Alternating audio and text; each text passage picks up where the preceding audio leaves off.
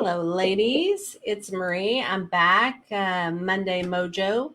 Um, Wearing red lipstick. See, with my red shirt. Um, and I never wear red lipstick, but I need something to brighten up myself. I am tired from my vacation. Does anybody ever get tired after vacation? You should be the opposite, but I'm kind of tired. Anyways, my Monday Mojo is about happiness and doing one thing that makes you happy each day or once a week. We'll start with baby steps for some of you, but once a day. And sometimes that's going to bed with a clean house. Sometimes it's going on a bike ride with your daughter. Sometimes it's getting everything on your to-do list done. It can be work related. It's just where or doing something creative, trying to find new creative outlets. So my word for the year was joy. And we're about to post our word for the month for August because it's Monday, the first Monday of August. So we'll do that. And after I get off this live, I'll put one up. But I'm going to use fun because I went on vacation and last minute getaway, trying to figure out something safe with COVID. I rented a house up outside of Sequoia National Park. And I realized how much I love nature and how much I love being out in nature and how much I miss hiking. And it's something that I used to do a lot when I was younger and had a lot more time on my hands. And I really enjoy being out there and exploring and hiking, and the quiet of hiking really speaks to me. And I do a lot of walking at the beach, which is my version of that. But I'm realizing that I need more nature in my life. Like I think with COVID, we've been inside a lot. My backyard is one of my respites, my sanctuaries, and I spend a lot of time out there. But I need to get out more, and not just for exercise, but just in the being of being in nature. I've remembered how important that is to me. So I think that sometimes as crazy busy women, one of the exercises we do in our 8-week program is really tap into what brings us joy and how often we do that in our lives. And cultivating joy and happiness is incredibly important. I really believe, and actually there's a lot of science behind it, that we are responsible for our own happiness. And we can cultivate happiness in our lives, regardless of what is going on. We're all dealing with some really tough, dark things right now.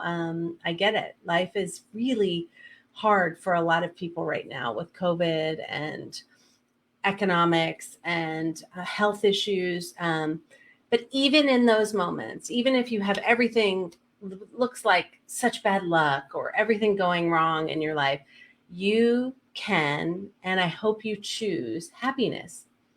There is never a situation, even in some of the darkest moments of my life with my father dying or people I love facing cancer or heartbreak or whatever it is, that there wasn't something good still happening. And so what I ask of you of this week is do one thing a day that makes you happy. Big, small, medium, large, I don't care, but do it. Like we are so in survival mode that we feel like we almost have to earn doing something for ourselves, doing something that makes us happy. And I don't want it just to be finishing your to-do list. I want it to be bigger than that. I want some little piece of joy and happiness, whether it's going for a walk with your dog or just sitting down on the floor and playing with your dog for 5 minutes. Making the time for happiness and to cultivate happiness in your life, don't put it off. Because, the problem is with crazy busy women, we put off our needs, we put off our joy, we put off our life. Because we're waiting for this moment where like it's perfect time and the sun is shining and the planets are aligned and the moon is full. And then we finally are able to do something little for ourselves. No. It's about we are a priority just like everything else in our life. And if we make ourselves a priority, then we find time for ourselves.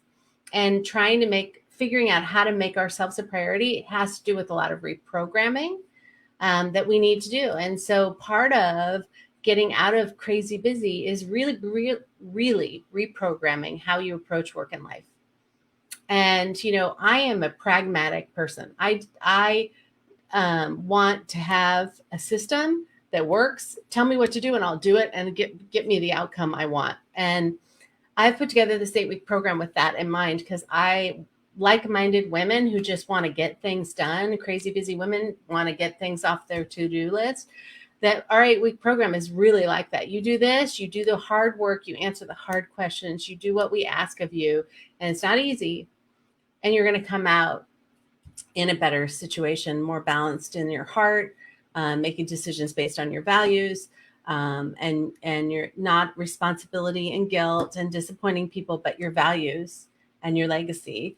It shifts everything, and you have so much more energy because you're cultivating high energy every day. You're taking responsibility for the energy you bring in a room, and you're cultivating joy and happiness as your emotional home instead of fear and worry and guilt and imposter syndrome and all the stuff that we actually live in an emotional state of, which are all negative energy as crazy busy women. And we wonder why we're so exhausted. Well, sure, you're exhausted from your to-do list. You're exhausted from your demanding life and your demanding career, but mostly you're exhausted because you're living in negative energy the entire time.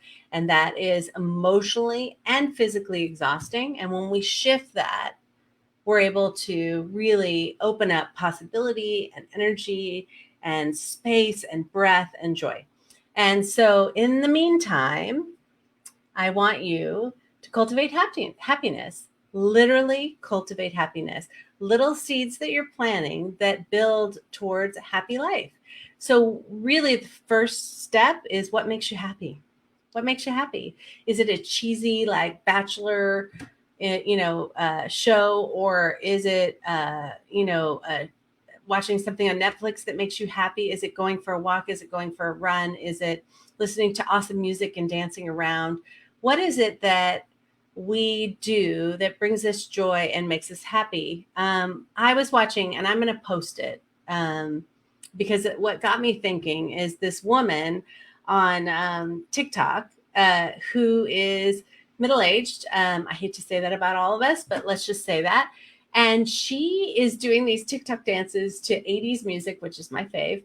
And she is just what is it? I'm trying to figure it. She is just pure joy. She's not worried about what she looks like, if she's doing the dance right or any of that stuff. She is just in the moment, in full 100% in body, in muscle memory joy.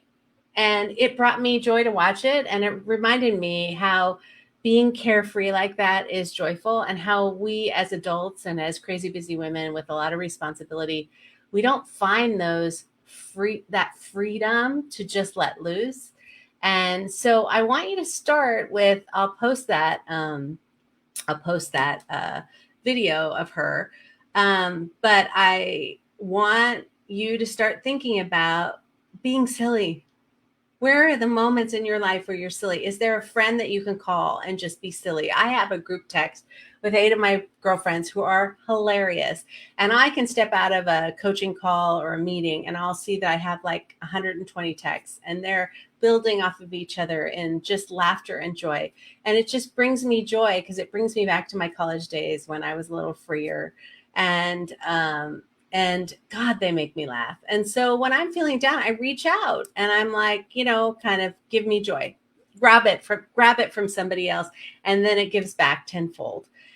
So cultivate joy and happiness in your life by doing one thing that makes you happy. So calling a friend that you can count on that just makes you laugh, and talking about the things that are funny in the world versus the things that are going wrong in the world.